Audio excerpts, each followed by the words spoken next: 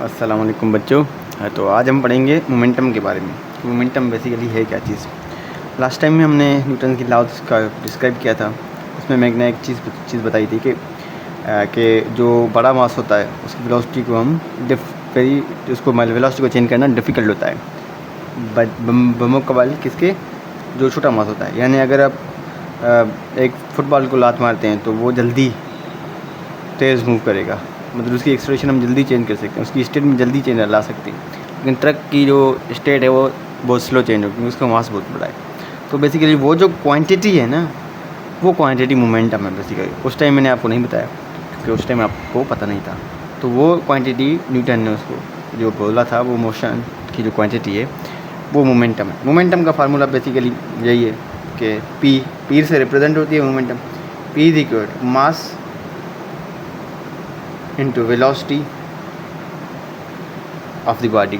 ठीक है, तो जितना मास बॉडी का बड़ा होगा ना, जितना मास बड़ा होगा उसकी वेलोसिटी उतनी डिफ़िकल्ट है चेंज करना। मतलब मास और वेलोसिटी का जो रिलेशन है वो इन्वर्स रिलेशन है। ठीक है, तो अगर मास बॉडी का मास बड़ा है तो उसकी वेलोसिटी का चेंज करना कम है। मतलब मास बड़ा है तो उसकी वेलोसिटी कम होगी, क्योंकि इन्वर्स रिलेशन दोनों में।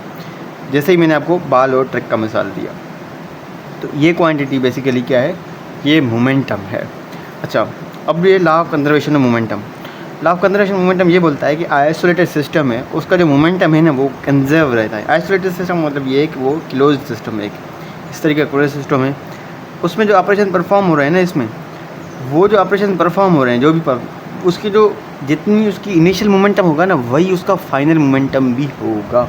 मतलब अगर सिस्टम है, उसका जो इनिशियल मोमेंटम था, और अगर उसको किसी एक्शन, उसने कोई एक्शन परफॉर्म किया, उसके बाद अगर उसका मोमेंटम देखेंगे आफ्टर परफॉर्मिंग द एक्शन, तो उसका मोमेंटम देखेंगे तो वही मोमेंटम होगा जो इनिशियल उसका मोमेंटम था।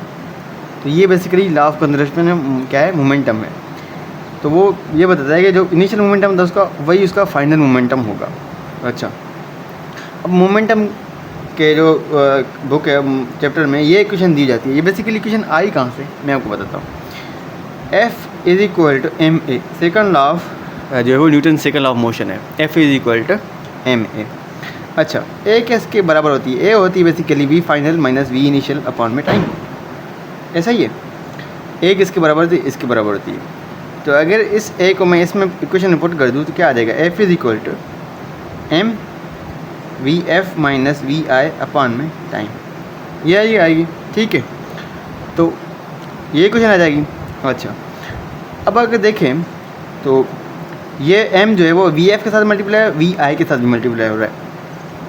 तो अगर आप यहाँ पर देखें तो m और वेलोसिटी का क्या है, किसके बराबर होती है, m और वेलोसिटी p के बराबर होती है।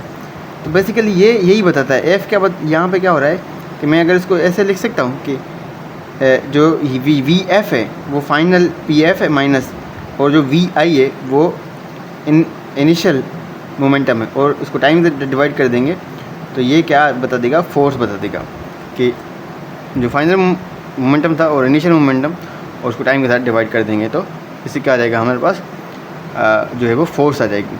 तो बेसिकली ये जो है F is equal to M F minus M V upon time.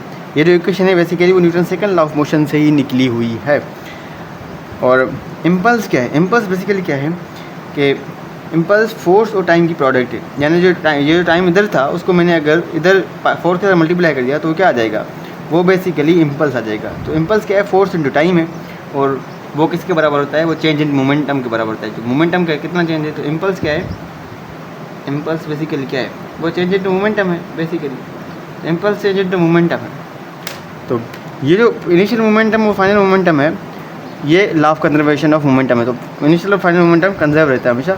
वो होता है तब जब सिस्टम आइसोलेटेड हो, यानी आइडियल कंडीशन हो। तो अब हम इसका एक न्यूमेरिकल सॉल्व करते हैं। ठीक है, ये न्यूमेरिकल ये बताता है कि बॉडी है 1500 किलोग्राम की कार है, उसकी वेलोसिटी जो है वो 20 मीटर से रिड्यूस होकर 15 मीटर पर सेकंड पे आ गई है। कितने टाइम में आई, 3 सेकंड में आई है। तो यहाँ पर ये पूछ रहा है कि रिटार्डिंग फोर्स, रिटार्डिंग का मतलब समझ, रिटार्डिंग का मतलब ये वो फोर्स जो उसकी डीसेलरेशन काज कराए, जो उसकी डीसेलरेशन काज कराए, डीसेलरेशन उसकी काज कराए, जो उसको स्लो डाउन करे। अच्छा, यहाँ पर भी अगर आप यहाँ पर रिटार्डिंग फोर्स ना लिखा हो, वैसे जनरली फोर्स लिखा हो, तो यहाँ पर वैसे भी क्लियर है उसकी पहले वेलोसिटी ज़्यादा है, उसके बाद उसकी वेलोसिटी कम हो गई है, वो डिक्रीज़ हो रही है उसकी वेलोसिटी, तो मतलब वो क्या हो रहा है, स्लो डाउन हो रहा है।